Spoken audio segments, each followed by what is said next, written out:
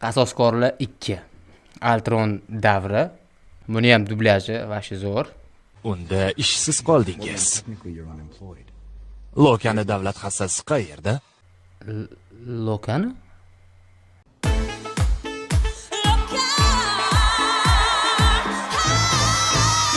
O'zi umuman hayron qolaman. Bu tekstdagi xatomi yoki dublyaj aktyorlari qilayotgan xatolarmi? O'qiyotgan paytda ketayotgan xatomi yoki tarjimadagi xatomi? Kimdir biladimi buni? Eng qizig'i bu filmlar mana shu dublyaj bilan televideniyada ketgan. To'g'ri, ancha vaqt oldindir, lekin hozirgi kinolar ham bundan qolishmayapti. Rahmat. Bortinni ogohlantirib reanimatsiyani tayyorlasin. Xo'p, janob. Bortinni? Bartin emasmi mabodo? Ana, kim otadigan?